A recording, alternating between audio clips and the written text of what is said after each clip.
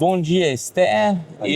A gente está aqui no Conselho Social dos BRICS e eu fiquei surpreso que a gente é um meio de mídia francês e a gente trabalha muito sobre a soberania popular, nacional, e justamente vendo a sua camiseta, falando sobre soberania dos minérios, eu queria saber o que vocês representam, qual que é esse movimento e por que é importante para vocês. Sim.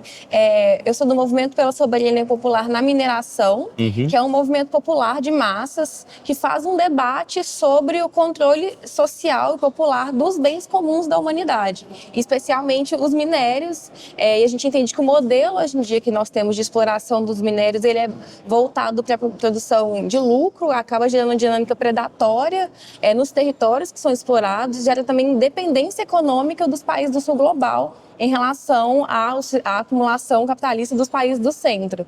Então, nós mobilizamos comunidades atingidas por esses grandes projetos de mineração e também pessoas que entendem que é necessário produzir uma outra relação com a natureza a partir do controle social, do controle popular dos bens comuns da humanidade e dos direitos humanos também. Então, isso que nos guia para produzir um outro tipo de controle mineral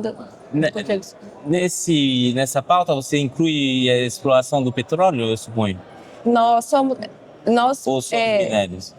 Principalmente os minerais metálicos, mas nós temos uma relação solidária com os movimentos sindicais ligados à exploração do petróleo, com as comunidades também atingidas pela exploração do petróleo, mas hoje em dia o nosso movimento organiza as comunidades atingidas por projetos de mineração de minerais metálicos e de construção civil também, ligados a fertilizantes, é isso. Então, para você, o que é importante é justamente uma melhor redistribuição desse lucro gerado pelos minérios, que isso volta à comunidade em vez de ser no bolso de alguns. É isso que Isso, o principal ponto é pensar qual que é a motivação da exploração dos minerais. Hoje em dia é uma motivação voltada à produção de lucro que não é revertido para o território.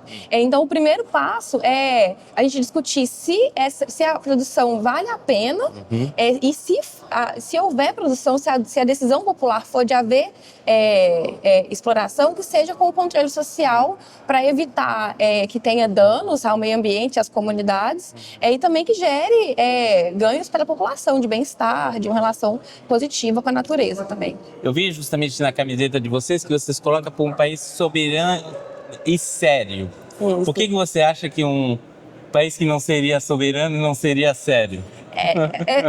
Essa ideia é muito associada a ter um projeto que seja nosso, que não possa ser subvertido por interesses externos mesmo. Então, uma soberania que seja real, que seja substantiva, que não seja só em termos formais mesmo, assim, né? Só uma palavra vazia que não vire, de fato, uma soberania popular experienciada pelos povos e pelos territórios. Assim.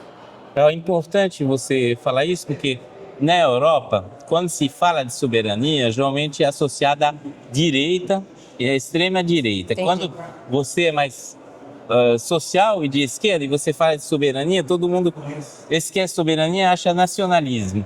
O que você pode falar para essas pessoas que justamente, porque eu suponho que esse movimento não é um movimento liberal que vai para a direita, o que você pode responder para o nosso público e que justamente por que a soberania é, afinal, uma pauta de esquerda?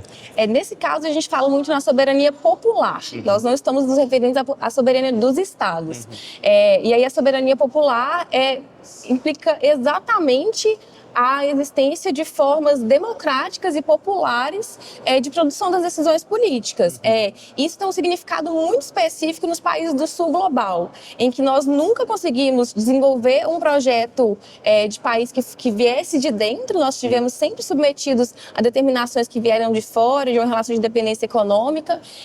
Então, nossa ideia de soberania ela sempre foi subvertida, mas nós não queremos esse mesmo modelo de soberania estatal baseado baseado no Estado, que é uma caixa preta, que é baseado na força bélica.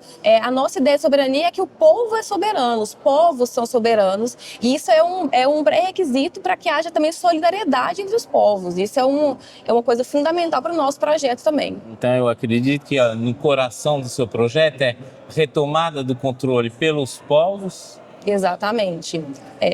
Porque sem retomada do controle não tem soberania popular. Exatamente. Acho que a ideia de soberania popular, ela é um fundamento do internacionalismo, da convivência pacífica entre os povos, da solidariedade, que é o oposto assim, de uma soberania estatal simplesmente baseada no autoritarismo, enfim, decisões que não sejam de fato populares. Assim. E vocês não acham justamente a primeira vez que esse tipo de movimento aconteceu no Brasil era com a campanha O Petróleo é Nosso, que foi justamente abrangou pessoas que não era só de um só movimento, que era de uma população global. Você se sente herdeiro desses movimentos? De certa forma, sim, porque a campanha O Petróleo é Nosso, ali na década de 30, foi muito importante para colocar em discussão um projeto de país que não dependesse das determinações estrangeiras, das determinações que viessem de fora. Mas nós entendemos que desde então nós avançamos muito, assim, porque nós tivemos acúmulos democráticos, tivemos o crescimento de movimentos de massa que dessem condições para que fosse um projeto mais baseado na mobilização real da comunidade, assim, mais ampla, porque no momento do movimento Petróleo é Nosso, ainda a própria sociedade, por exemplo, a taxa de analfabetismo no Brasil era muito grande ainda, então a possibilidade de você ampliar essa discussão era maior, era menor. Então, hoje em dia, depois de um saldo de muitas décadas de mobilização popular, a gente tem o MST, que é um movimento de luta pela reforma agrária, que surgiu depois e agitou muito essas condições para que a gente conseguisse construir um projeto popular alternativo. Então, acho que a gente de certa forma, tem relação com esse espírito que surgiu na campanha Petróleo é Nosso, mas eu acho que a gente já tem camadas a mais aí de energia popular mesmo. Agora, a gente está aqui no Conselho Social dos BRICS, mas amanhã vai ter o BRICS Business Summit, que é a cúpula empreendedora dos BRICS, onde vai ter uma mesa justamente com grandes operador de empresas de minerais, como a Vale, como na África do Sul, eu não lembro todos os nomes, mas como você se coloca justamente em relação a essa governança do BRICS, que de uma certa forma deixa espaço para reivindicações como as suas, mas também deixa o outro lado das grandes corporações? Sim, a gente entende que é um momento de contradições extremadas na geopolítica mundial e que, de fato, o BRICS também ele incorpora essas contradições, mas ele inova em abrir um espaço para a participação popular a nível transnacional. Isso é inédito. Isso é uma mudança qualitativa no BRICS e que nos dá oportunidade para avançar no internacionalismo e principalmente para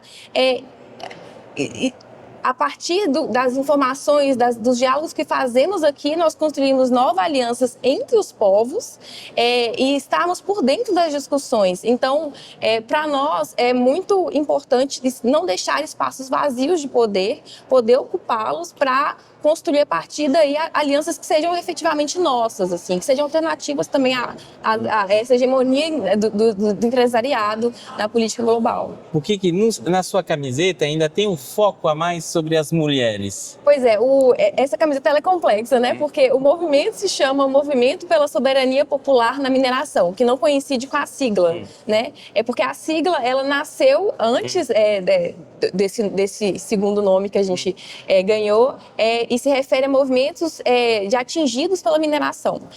E aí, depois ele se altera, a gente mantém a sigla, mas o nome se altera para Movimentos pela Soberania Popular na Mineração. E aí, além disso, nós temos também esses recortes mesmo, entendendo que tem sujeitos que são atingidos de forma específica pelos projetos minerários, né? E as mulheres são particularmente atingidas porque quando chega uma empresa de mineração, todo o processo ali de reprodução da vida, de cuidado, por exemplo, com o cotidiano, isso tudo é afetado profundamente e as mulheres acabam tendo que sanar boa parte desses problemas, assim, né? Por exemplo, percorrer caminhos mais longos para acessar água, por exemplo. A gente também tem um aumento expressivo dos casos de violência contra a mulher nas regiões mineradas por causa da quantidade de homens que chegam no território sob condições precárias de trabalho também. Então isso gera um tensionamento das relações familiares que aumenta a violência contra a mulher. Seria um tipo de imigração interna? Isso, tem grandes movimentos assim, em que a população da cidade aumenta 10, 20, 30% muito rápido. A cidade não tem condições de absorver isso. Isso causa uma série de problemas de inflação, de aumento da violência. E por ser um tipo de trabalho que também afeta muito a saúde do trabalhador, as relações familiares dentro de casa acabam sendo muito afetadas também, né? Porque a maior parte de homens que são empregados nesse setor chegam em condições emocionalmente precárias em casa, e isso também afeta as relações familiares. E as mulheres acabam suportando isso de forma mais violenta, assim. Então nós temos essa palavra de ordem que chama onde tem mineração tem mulheres em luta. Quer dizer que as mulheres sempre reagem a isso e se organizam politicamente para resistir a esses efeitos da mineração predatória também. E fora os anúncios que pode ocorrer, o que você espera mesmo dos BRICS justamente no seu combate pela soberania popular e o controle da mineração pelos povos? Bom, acho que um primeiro fator é a ampliação de alianças entre os povos, esse contato que a gente pode ter nos BRICS, ele é inédito, assim, então ele é muito importante para a gente, mas com relação à mineração tem um aspecto crucial, que é a pauta dos minerais de transição, os minerais que a gente chama, que estão associados à transição energética. A gente tem visto que Você pode especificar para o nosso público o que são esses minerais? Os minerais para a transição energética, eles estão associados à produção principalmente de baterias íon lítio, que fazem o armazenamento dessas energias que são renováveis, né? O que é fundamental, já que o petróleo ele é em si uma forma de armazenamento de energia. Então, para que a transição energética aconteça, é necessário ter um avanço da mineração para obter minerais como lítio, cobalto, fosfato, o próprio ferro, também cobre, uma série de outros minerais que estão associados à produção de baterias. E com isso, a gente tem visto um avanço do interesse mineral nos territórios, passando por cima de processos justos de decisão com participação popular sobre a necessidade e os ritmos de exploração desses minerais. A gente tem visto também um atropelo do licenciamento ambiental desses projetos de mineração, e a gente entende que, assim, o processo de transição energética não pode ser dirigido pela mesma busca por lucros que gerou a crise ambiental, né? A gente tem que alterar o próprio fundamento, o objetivo da produção econômica. Então, a gente entende que reclamar espaços de controle social sobre a exploração desses minerais é fundamental para promover uma mudança qualitativa no nosso modelo econômico também. De uma certa forma, isso parece cruzar com as reivindicações indígenas, onde eles adquirem um direito sobre a terra e opinar o que vai acontecer. De uma certa forma, o que você quer fazer sobre os minerais, de criar um direito das populações para dizer como que explora e como que redistribui? Exatamente. A gente entende que tem que ter um pioneirismo, né, um protagonismo das comunidades atingidas, mas que essa é uma discussão que tem que ser feita por toda a sociedade, porque concerne qual que é o modelo econômico que a gente tem, assim, que além de ser predatório com relação à natureza e aos trabalhadores desse setor, ele também aprofunda relações de dependência do país com relação a de onde vem esse capital, né, que geralmente é um capital externo. Então tem essa democratização das decisões passa pelos povos atingidos, mas passa também por debater o projeto de país, o projeto de sociedade global também que a gente quer. E você acha que o Brasil, justamente pelo ser um dos líderes da mineração no mundo, tem um papel importante para se desempenhar de exemplo, por exemplo, para países da África que tem menos mobilizações, ou outros países do sul global? Com certeza. Eu acho que não só porque nós somos um dos países que mais exporta minério, mas também porque nós somos palco de 2 grandes desastres, crimes socioambientais associados à mineração. Foi a ruptura das barragens de Mariana e de Brumadinho.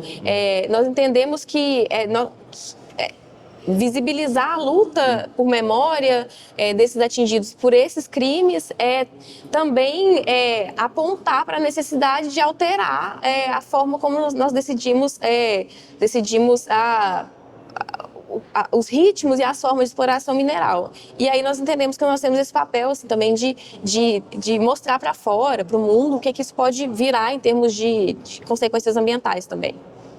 Então, muito obrigado pela essa troca de ideias, essa entrevista improvisada aqui, mas eu achei muito interessante essa pauta que vocês defendem. Eu acho que é importante o mundo saber que tem pessoas justamente que se empoderam de causas, e isso é super importante justamente para a soberania popular, é justamente controlar a base que é os minerais, a energia, a água, que não pode ser, deve ser um bem para a gente acredita que tem que ser um bem inalterável e imprivatizável. Exatamente. Isso só pode pertencer justamente ao povo.